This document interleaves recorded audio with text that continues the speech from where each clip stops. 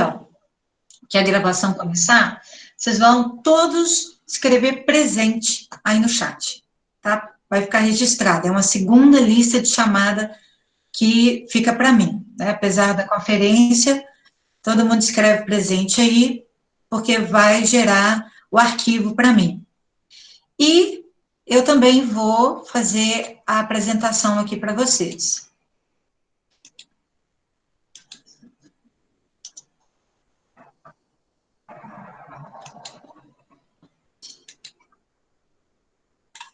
Bom, estou acreditando que todo mundo está vendo aí.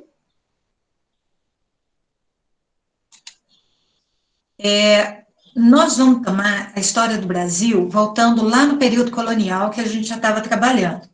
No nosso último encontro, a gente falou muito da economia do Brasil colonial.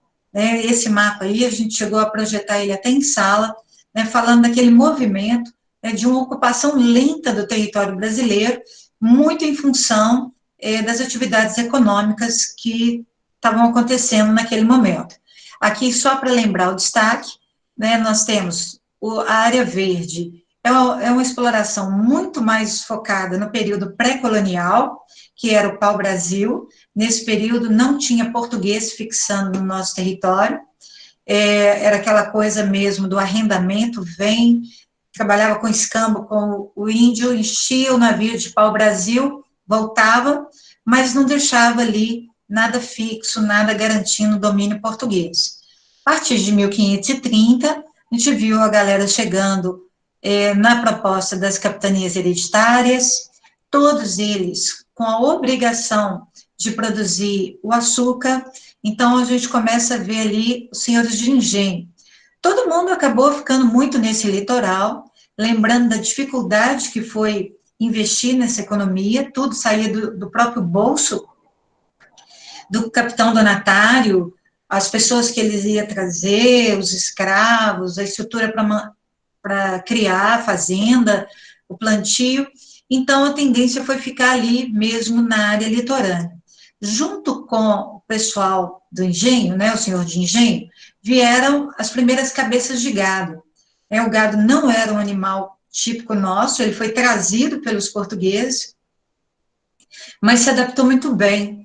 Aí, só lembrando que essa convivência do gado, essa adaptação, ela acabou gerando problemas nas áreas de produção de açúcar, porque ele comia, destruía, né, pisava no território, prejudicava a produção. Então, veio uma lei empurrando o gado para o interior. E aí, só lembrando aqui das manchinhas azuis que estão aqui no mapa, é a criação do gado, acompanhando a margem dos rios, né, para manter fácil acesso à água ali. Esse gado criado de forma extensiva, ou seja, solto, não tinha objetivo de exportação, é abastecimento interno. Ali você trabalha com a carne, com o couro, com o animal de tração, mas sempre atendendo às outras atividades econômicas. E o gado, nesse movimento dele de pastagem, de acompanhar a margem dos rios, olha só como ele contribui para a formação do território brasileiro, né? Ele vai adentrando o interior do Brasil. Vimos, pela ação dos bandeirantes, a descoberta de ouro. A primeira região que acharam ouro foi em Minas Gerais. Hoje, inclusive, nós vamos falar de uma das revoltas dessa região. E esse ouro encontrado em Minas pelos bandeirantes paulistas, daquele movimento de entradas e bandeiras. Aí uma lembrança rápida aqui, entrada era a expedição patrocinada pelo governo e bandeiras as organizadas por particulares. Mas o objetivo em geral era o mesmo, né, ou era apresamento de índio, ou captura de escravo fugido, ou desbravamento mesmo em busca de riqueza. As áreas serão Minas, depois Mato Grosso, Goiás, são as primeiras áreas de exploração de ouro. E aí também você vê como isso mostra a ocupação do território brasileiro. Um destaque também vai para as drogas do sertão, trabalho feito pela mão de obra dos índios, junto com os padres jesuítas nas missões, né? Os padres que iam para essa região catequizar os índios, acabavam também utilizando a mão de obra para coleta de frutos, plantas, raízes medicinais, coisas típicas da região e que enviadas para a Europa, por serem raras, eram caras e cobiçadas. E ele, então, mostra também uma área enorme de ocupação, de exploração do território. Lembrando que drogas estão relacionadas ao fato de serem plantas e raízes medicinais, e sertão porque era interior, né? Porque não tem nada a ver com o sertão que a gente entende no conceito depois, né? Aqui é só o interior, região da floresta amazônica. Toda essa área de exploração atendia a demanda da metrópole, Portugal, né? Necessitando de dinheiro, o Brasil era uma colônia de exploração, então o objetivo é pega a riqueza daqui, envia para lá.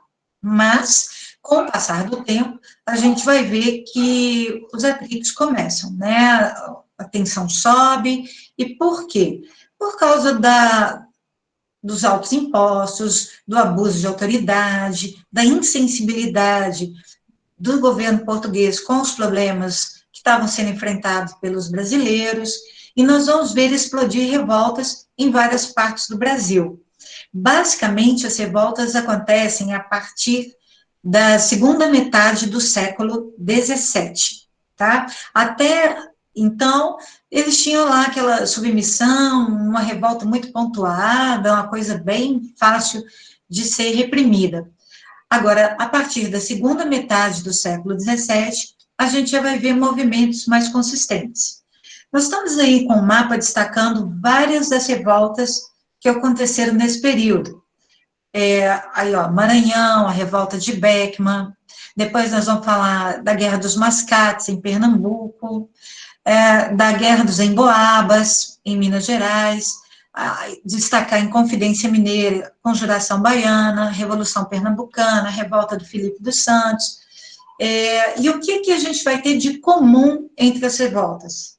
Óbvio, além de ter como alvo a metrópole portuguesa, a gente vai ter que são revoltas nativistas, todas elas. O que quer dizer isso? Eles não necessariamente pensam no Brasil. Cada revolta que a gente for falar, ela só tem como foco os problemas da sua região.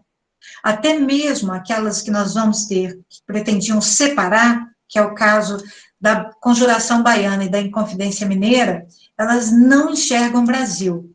Né? Nós não temos meios de comunicação eficiente, nós não temos contato, uma circulação de pessoas, então a tendência dessas revoltas é que eles fiquem focados no contexto dos problemas da sua região, nativo, lugar onde eles nasceram, lugar onde eles estão fixados, tá?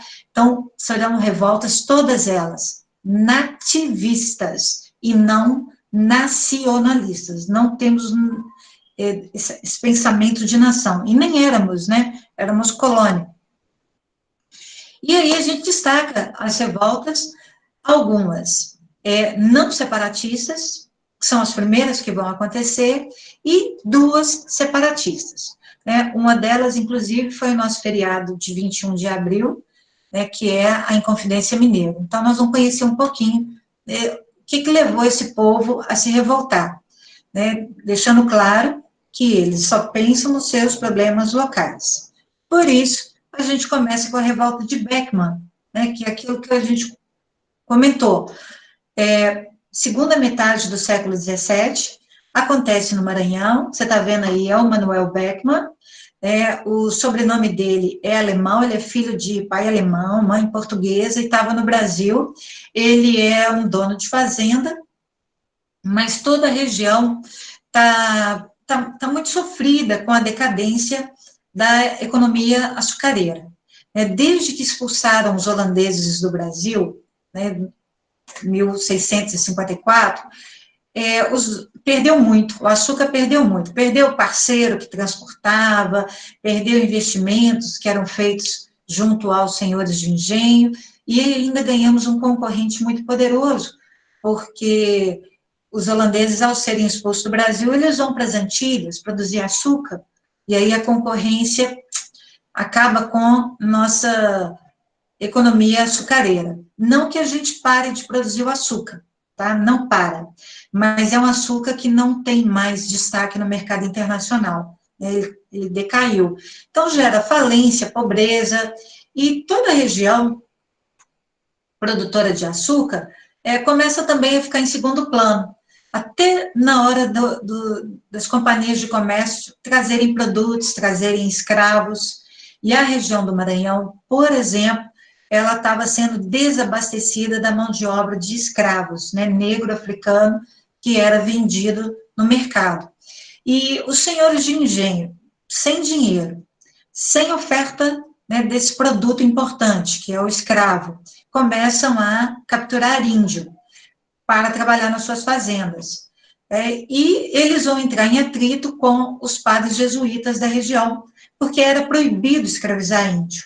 Teve um período no Brasil, um período curto, que os fazendeiros tinham direito a escravizar índio, mas é bem no início, né, pensando no índio que te ajuda a conhecer a região, o solo, os problemas, mas a essa altura, né, segunda metade do século XVII, não se aceita, por parte da coroa portuguesa, a captura e a escravização de índio. O índio é dado ao trabalho com os padres jesuítas para serem convertidos ao catolicismo. E se você quer capturar índio, o melhor lugar para você pegar índio é na área de trabalho dos padres jesuítas, são lá nas missões, porque aí você já pega um índio domesticado, um índio que já aprendeu muitos dos valores do comportamento, da obediência, e aí eles fazem alguns ataques às companhias de Jesus, às áreas onde eles estavam fixados, e pegam os índios. E aí os padres denunciam. Num primeiro momento, a coroa portuguesa, ela orienta, reprime, fala que aquilo não será tolerado, e para tentar resolver o problema da mão de obra de escravo local, é criada a Companhia de Comércio do Maranhão. Ela deveria, pelo combinado, levar, no mínimo, anualmente, 500 escravos para a região, no mínimo, né? A ideia é que ela tivesse um fluxo constante desse comércio, mas o fato é que essa companhia não cumpriu o prometido, não atendeu a demanda de mão de obra, e aí, liderado por Manuel Beckmann, Tomás Beckmann, que são, né, alguns irmãos produtores ali de destaque, eles, de novo, fazem uma revolta, tomam forte, tem área de fiscalização, vigilância local, capturam índios, e a repressão da coroa portuguesa veio à altura. Serão todos eles presos, vai haver o confronto, o Manuel Beckmann vai ser enforcado, os demais também vão ser presos, exilados, é uma repressão, assim, bem forte por parte da coroa portuguesa, né? Em momento algum, Portugal tem um olhar sensível aos problemas dos fazendeiros, mesmo sabendo que eles precisavam trabalhar para pagar os impostos para Portugal, né? Portugal entende, olha, desacato, desobediência, não tem nada a ver com vida ruim sua, prende, bate, executa e sufoca essa revolta, tá? Então, seria uma revolta de caráter econômico, né? E os problemas da região. E é o que a gente também vai ver na Guerra dos Mascates. O que é mascate? Mascate é comerciante. Ali nós temos um problema que vai acontecer em Pernambuco. E, de certa forma, está parecido com os problemas dos fazendeiros no Maranhão. Açúcar em decadência, né? Toda aquela região lá não tem para onde vender. O destaque de Pernambuco era Olinda. Olinda era a base da produção açucareira, dos grandes senhores de engenho. Olinda, inclusive, tinha o título de cidade, com Câmara Municipal. Recife tinha que receber ordens de Olinda, pagar imposto para Olinda, era tipo assim um distrito, né, mas dependente de Olinda. Com essa decadência do açúcar, vai haver uma inversão de poder ali, de valores. Olinda e os seus senhores de engenho em decadência, e Recife trabalhando com comércio, com um porto maravilhoso que permitia a chegada de muitos produtos. A maior parte dos comerciantes de Recife eram portugueses, então começa a haver uma inversão econômica. Olinda decadente e Recife em ascendência. Por causa desse crescimento econômico, o pessoal de Recife resolve pedir à metrópole, a Portugal, lembrando que os comerciantes em Recife são portugueses, assim, diretos de Portugal, né, não tem uma descendência brasileira ainda, eles vão reivindicar o direito de Recife também ganhar o título de vila, cidade, e se separar de Olinda, né, parar de pagar imposto. Olinda acha isso, assim, ofensivo, um problema maior, porque se Olinda já está com prestígio econômico decadente, se perde o controle sobre Recife, vem também a decadência do prestígio político. Não, econômico. Econômico, político. Então, o pessoal de Olinda entende que não vão deixar Recife virar a cidade e ganhar sua autonomia. Aí eles se organizam para fazer um ataque a Recife, né, destruir o que for possível, lojas, casas, as estruturas, impedir, né, que numa avaliação Recife fosse considerada uma vila, uma cidade independente. Esse confronto, né, que os fazendeiros de Olinda atacaram Recife, Recife contou com o apoio da metrópole de Portugal e Olinda saiu derrotada. Olinda não só saiu derrotada, como no final do processo, Recife ganhou o título de cidade e ainda passou a ser a capital de Pernambuco, né, num destaque econômico, focando muito mais na atividade comercial. Então, ali foi dupla humilhação para Olinda. Olinda perde o poder político, já estava enfraquecida na economia e ainda, né, ver Recife ganhar o título de capital. Então, ali é a guerra, né, de comerciantes versus latifundiários. De novo, a pegada econômica, os problemas com a metrópole, uma região em decadência. Nesse período que essas coisas estão acontecendo no Nordeste, você está tendo a exploração do ouro. Por isso, muito do olhar de Portugal está para a região das Minas. Mas a região das Minas também não vai passar batida. Vai ter, né, um confronto aí entre os brasileiros, os paulistas, que descobriram o ouro em Minas Gerais, né, os primeiros bandeirantes que chegaram na região e descobriram ali as primeiras pedras preciosas, o ouro, né, lembrando que o nome de Minas Gerais está muito ligado à facilidade com que esse ouro era encontrado, né, parecendo que o ouro mina, brota, né, um ouro que vocês vão ver explorado daqui a pouco, nas margens dos rios, não precisava nem de muito recurso de fazer mina, né, explodir rocha, precisava. Eles achavam ouro facilmente ali no meio dos cascalhos, na margem dos rios.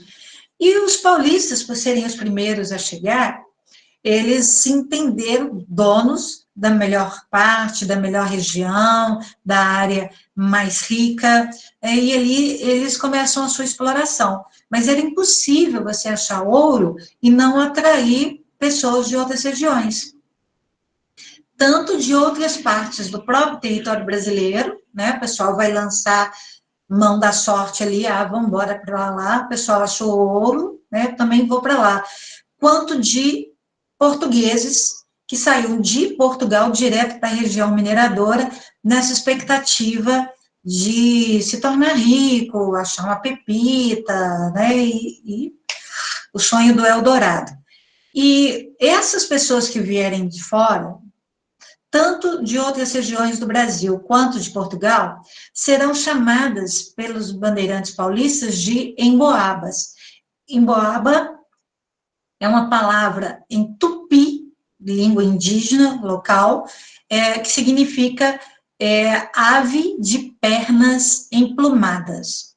E eles chamavam, principalmente os portugueses, de emboabas, relacionando a ideia de que eles iam com botas até o joelho, naquelas botas compridas, para se proteger de picadas de cobra, para não molhar pé, para se proteger da picada dos mosquitos.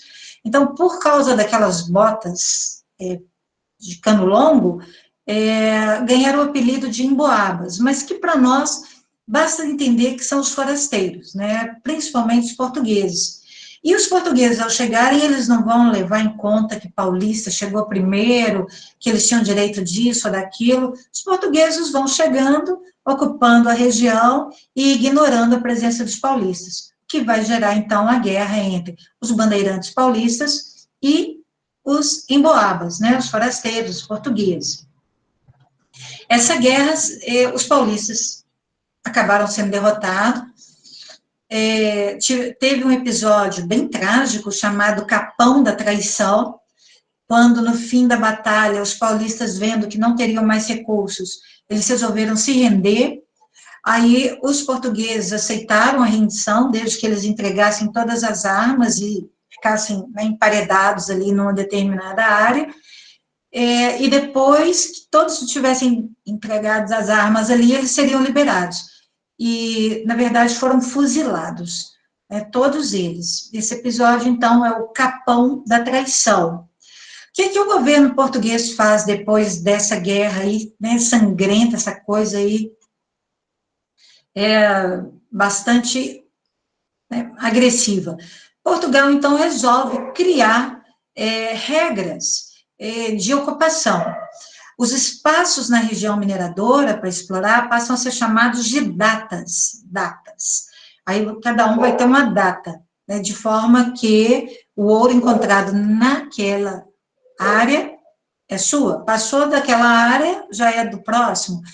Numa tentativa de amenizar os conflitos. Então, houve uma tentativa de reorganizar a distribuição de terras, e a maior consequência disso é que os paulistas, depois de derrotados na região das Minas, eles continuam o movimento de penetração no território brasileiro e vão encontrar ouro também em Mato Grosso e em Goiás. Então, contribuindo ali para a formação do território brasileiro.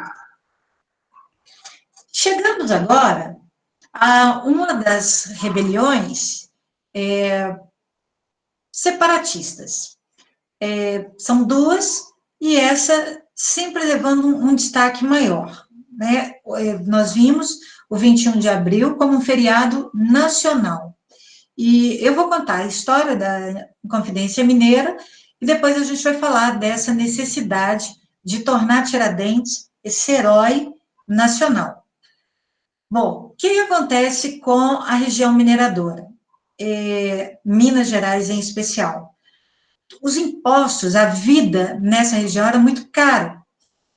Tudo você pagava muito mais do que em outras áreas, em outras economias, em outras regiões. Por quê? Porque aqui o pessoal trabalhava com ouro.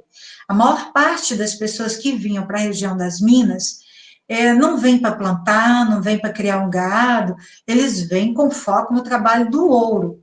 Então, comida, alimentação, vestuário, comida, alimentação, bebida, comida, vestuário, diversão, que era levado para eles, era muito caro. Além dos impostos pagos por viver na região. Você paga imposto por cabeça, então, se você tem escravo, você paga por cada escravo que você tinha, e a maior parte da população vivia no estado de pobreza. Na região mineradora,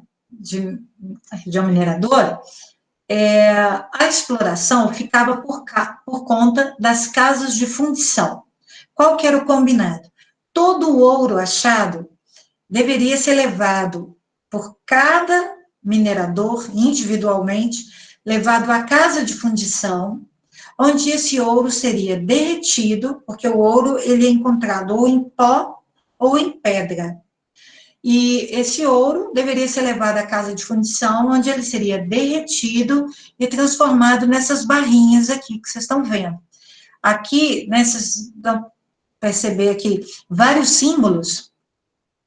É o símbolo da coroa portuguesa. Cada identificação dessa marca a vila, a casa de fundição, onde o ouro foi derretido. Ali são a identificação dos vários processos de tentar controlar a cobrança do quinto. Por quê? Quando o ouro era devolvido para o minerador, né, se ele levou 10 quilos de ouro, ele recebia 8 quilos em barra. E não poderia ser utilizado o ouro como moeda se não fosse em barra. Se você fosse pego tentando comprar, passando, recebendo ouro em pó ou em pedra, você era preso, banido da região, seu ouro era confiscado. Então, todo o ouro tinha que ser quintado. Mas o contrabando era algo comum, a sonegação era algo comum, ninguém sabia a quantidade de ouro que você encontrou. Aqui tem uma charge, né, ironizando algo que era muito comum na época. Nós estamos vivendo esse período aí, a época do Barroco, no século XVIII. Então, aqueles santos de madeira, que nas procissões, né, eles, né, atravessavam, iam para uma vila, para outra, e eram utilizados para esconder o ouro dentro dos santos, clandestinamente, porque numa ideia básica, ninguém vai revistar um santo, né, durante uma procissão. Então, ali, na ideia dos santos serem construídos oco, né, de madeira, eles usavam para esconder o ouro. Então, tem essa ironia aqui do guarda pegando o santinho, né, exageradamente, lógico, tirando as pedras de ouro que estavam sendo contrabandeadas. E Portugal sabia disso, sabia da sonegação, sabia do contrabando, mas era difícil fiscalizar. O ouro explorado aqui, ó, através da bateia ou das lavras. Né? Lavra é sempre uma coisa empresarial, mais cara, mais demorada, mas essa forma de explorar, ela naturalmente vai se escasseando. Né? O ouro é um produto natural, mesmo que explorassem as minas, como vão fazer no final do século XVIII, na condição de ser um produto natural, ele entra em decadência, né, pela escassez mesmo, não só pelo pessoal escondendo, né, a escassez natural do produto. Agora, Portugal não está nem aí para os problemas da região mineradora.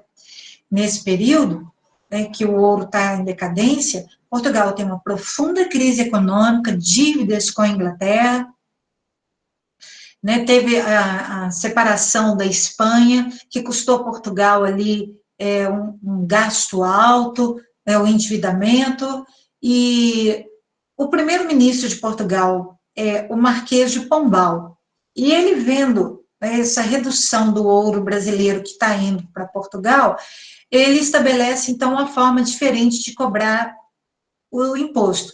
Ao invés de ser por pessoa, passa a ser por vila, por cidade. E aí ele determina que, ao final de um ano, a vila deveria enviar, no mínimo, 100 arrobas para Portugal, independente de quem tiver explorado mais ou menos. 100 arrobas, que corresponde a 1.500 quilos de ouro por vila anualmente, tá? Caso essa cota não fosse atingida, seria então decretada a derrama. O que seria a derrama? Que nunca aconteceu, tá? Vou deixar aqui entre parênteses. A derrama seria que, não atingindo a cota mínima, a casa das pessoas seria invadida pelos soldados e objetos de valor seriam confiscados. Então, desde joias de família, ouro quintado já, mostrando que você fez a sua parte, não importa. Vou recolher tudo para atingir a cota que está faltando do imposto a ser pago para Portugal. Isso, então, se chamaria derrama. Em 1789, olha, ano da Revolução Francesa, 1789. Membros da elite mineira, eles começam a planejar ali uma revolta, né? Botar um fim a esse sufoco, a essa exploração. E até porque, nesse ano, não vão atingir as 100 arrobas necessárias para enviarem para Portugal. Nesse ano, certamente a derrama vai acontecer, porque falta muito, a coisa não está fluindo, e eles então sentam, se reúnem e começam a pensar um movimento agora com um caráter separatista. O que, que vai inspirar, o que, que vai influenciar esse grupo né, da elite mineira? As ideias iluministas, como é que elas chegam ao Brasil? Filhos, né, dos próprios ricos fazendeiros que vão estudar na Europa, passam 4, 5 anos lá, voltam, né, carregados dessa nova tendência, que é de questionar a autoridade, que é de defender a liberdade, né, a participação política, né, romper com esse absolutismo, né, que nesse momento, né, parece ultrapassado. Então, essas ideias chegam. As ideias iluministas já tinham feito o movimento de independência, o primeiro das Américas, dos Estados Unidos. Os Estados Unidos era uma república, né, próspera, em ascensão, expansão territorial, expansão econômica, né, e então, em contato com o governo americano, influenciado pelas ideias iluministas, pressionados pelos altos impostos e pela insensibilidade do governo de Portugal, eles se organizam e pensam em fazer Minas um país, tá? Separar Minas não só de Portugal, como do resto do Brasil. Essa seria a bandeira do país, que hoje é a bandeira do nosso estado, e é escrito em latim, liberdade, ainda que tardia. Numa ideia assim, nunca é tarde, né, para se libertar, sempre é tempo da liberdade. E que eles tinham como reivindicação, basicamente? Fazer de Minas uma república, como eles sabem que o ouro não vai fluir para sempre, como eles sabem que o ouro não vai fluir para sempre, eles vão pensar numa manufatura, em criar manufaturas, trabalhar com fábricas, vão fundar uma universidade. Isso é um dos fatos que provam que esse movimento é elitista, porque numa região de pessoas analfabetas, eles vão trabalhar com ideia de universidade e não de escola pública, perdão das dívidas, óbvio, né? Vou romper com Portugal, não vou pagar mais nada. A capital desse novo país seria São João del Rei, não seria Ouro Preto, seria São João del Rei, e a liberação do distrito diamantino, região diamantina, exploração especialmente diamante, também sem controle nenhum de Portugal. Um detalhe importante é que eles não queriam o fim da escravidão, tá? Não queriam.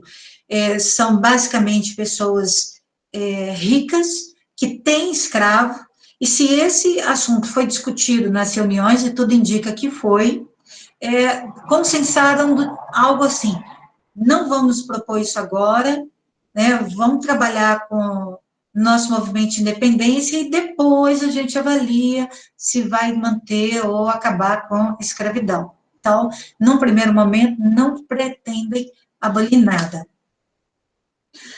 A revolta, ela começa lá na região de Ouro Preto mesmo, onde ali era a sede do governo, do governador, e iniciaria a derrama, e só que aconteceu a primeira delação premiada da história, né? Membros do próprio grupo, temendo, né, que a coisa desse errada, que a punição fosse muito grave, que eles perdessem lá pelo menos o que tinham, né? Ou seja, o medo de tudo dar errado fez com que Silvério dos Reis, Inácio Pamplona, entre outros membros do grupo, procurasse o governador e contasse tudo. Peraí.